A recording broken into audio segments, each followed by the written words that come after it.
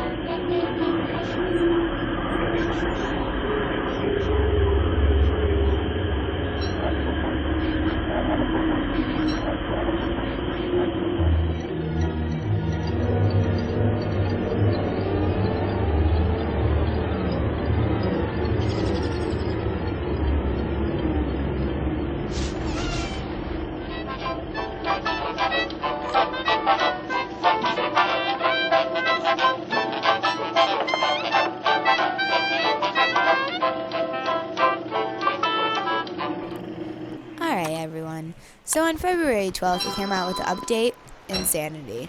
With this update, they added a bunch of new things, so I'm just going to get straight to it. They added a new character, Wes. A lot of people thought that Don't Starve was too easy.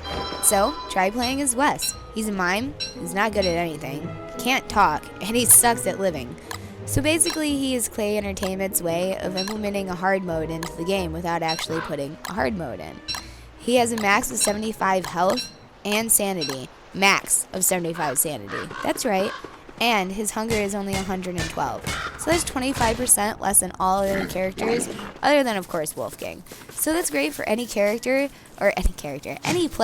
who thinks that the game is far too easy. Another thing that they implemented, sanity. The player loses sanity when he or she is left alone in the dark, gets close to scary monsters, or does crazy things like eat monster meat or jumping through a wormhole. Sanity can be regained through acts of dapperness, like wearing fancy clothes in the sunshine, or eating candy, or cookies. Low sanity. It's not fatal, but strange creatures from another time and place are attracted to madness. There are a few powerful items that can be built from nightmare fuel, which they leave behind when killed, but I'll be talking more about that later. Save slots. You can have up to 4 save slots now. Your existing save will be imported into the first save as soon as you update the game. It's no more going into your program files and trying to find your Steam file, and then your 119, and your 219, and blah blah. It's simple and easy now, which you know is nice. Sandbox mode. This is the game as we all know it. Running around, doing everything the way that we always have. Eventually, there will be a customization screen before you start each level, but for now, we just get the default generation, which is cool. Now, they added in experimental adventure mode. This is their way of doing a story mode. Currently, there are only 5 levels of difficulty as you progress through the levels. This is the early test. They still have a lot of things to do. They very clearly say when you go into adventure mode that there are a lot of bugs, so just keep a lookout for them, and believe me, there are a lot of bugs. The other thing that they need to do is they need to add an ending to the story. Just to let you guys know, experimental adventure mode is for experienced Don't Starve players who want a taste of the future. Currently, the only things that make each level harder are the following, basically. These biomes are less and less. Savanna, plains, and rocklands. And then, in turn, there are more forests and swamps, And a lot of people, try and claim that rocklands are very dangerous, but keep in mind how precious the rocks, flint, and gold are. Then you can understand why they would want them to be less frequent with each difficulty level. Pathfinding. Monsters and followers can navigate around corners and walls. That shit is nice. No more bumpity bump bump. Anyways, mod support. That's right, mod support. Sorry, Chrome users, this is only for Steam. Modding is now allowed. They've distributed the source codes with the game, so have a look at the data scripts and see what you guys can do. There is an example, it's a French language pack, it's included with the game to help people get started.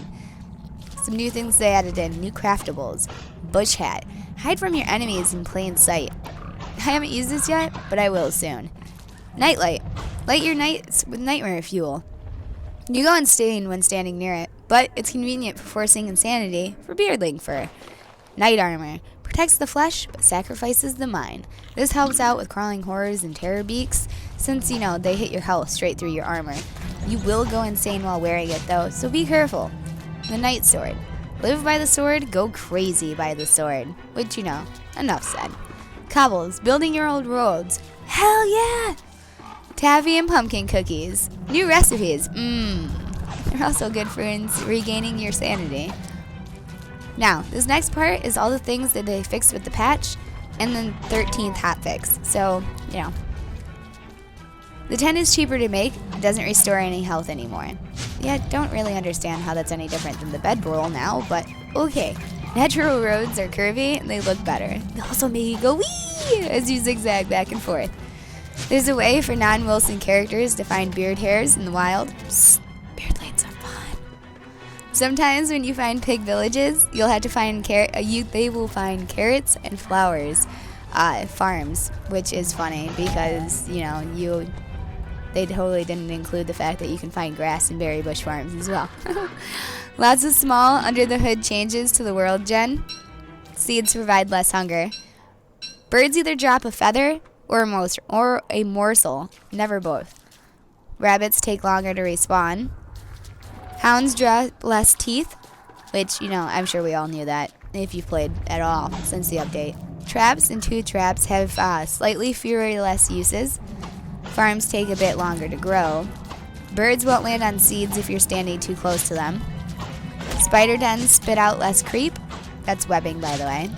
Creep without a spider den disappears. As a side effect, creep can no longer be picked up and placed. Walls have more health. Torches cost more to build, but they last longer. And corpses are back. Some of the bug fixes that they did. There is much less mist in the graveyard since it was causing performance and visibility problems. Stuff that falls near the ocean shouldn't disappear. Which, nice. I had that stuff disappear all the time. Stone walls won't take fire damage. Yes. Hounds won't follow you through the teleportato. That is what they call the wooden thing, the teleporter. You can't be killed while using the teleportato. Stumps no longer rain from the sky on loading in some games. It's happened to me about 100 times. Rabbits can no longer phase through obstacles, which, nice. Placers for campfires won't disappear into the night when you're trying to build them. Heated buffalo won't go out of their way to aggro your walls. They won't go out of their way. Does not mean they won't still hit your walls. Spider queens no longer give birth to unlimited spiders, and they have a combat target. When they have a combat target. Okay, deprecations. The old world gen and the old research system have been removed. If you have an existing save game that was using the old research system, you'll have to build some science machines to unlock your recipes. Alright, now I'm on to the February 13th hotfix, which made the game playable for me, because before that, there were so many things wrong. Anyways, new item, a garland, a pretty hat made out of flowers that gives a small sanity buff till it rots away. Some of the bug fixes that they finally, got to. Abigail doesn't hurt walls and keeps more distance from you. Natural pig villages and new worlds won't be too large. Bird traps take longer to trap birds. While repair is cheaper, pigs say the right thing when they are befriended. Pigs won't eat things off the ground right when they are spawned. You have to force attack to attack your own walls now. Sanity tuning. Making a prototype gives a small sanity boost. Crawling horrors and terror breaks don't hit quite as hard and have just a little bit less HP. You always resurrect slightly insane. Wormhole penalty is lower. Nightmare Fool drops drop more regularly from shadow monsters, also known as hallucinations. Killing a shadow monster boosts sanity just a little bit. Shaving increases sanity. Ground watchers come later and less numerous. Now, some people believe the shadow of the night monster grew, but the game files show it as Shadow Watcher, which means it's an entirely different entity completely. It's long and thin with many tentacles sticking out of its head. This hallucination is harmless. It cannot be attacked. It will also not disappear when stood on, unlike the Night Hands or Mr. Skits. Cooked vegetables give a small sanity boost. Creepy eyes spawn further away from the fire. Hallucinations won't teleport into the water when you hit them. Top hat is a bit cheaper to make. It's 10 instead of 16. Pig friends give a smaller sanity boost. Max of 3 hallucinations at once. It was 4. Mr. Skits shows up less frequently. Wet goop does not restore sanity. Sanity penalty for eating spoiled food is not as strong. Reduce nightmare crafting costs. Reduce the nightlight insanity aura. Woo! Okay, so that's just about it with all the new things in this update. Just to let you know, I did leave a few small things out, or, hallucinations. I didn't want to, just take away everything on the gameplay. Nothing too game-breaking. Oh, and then there's this. Blurble. Blurble, blurble. Blurble.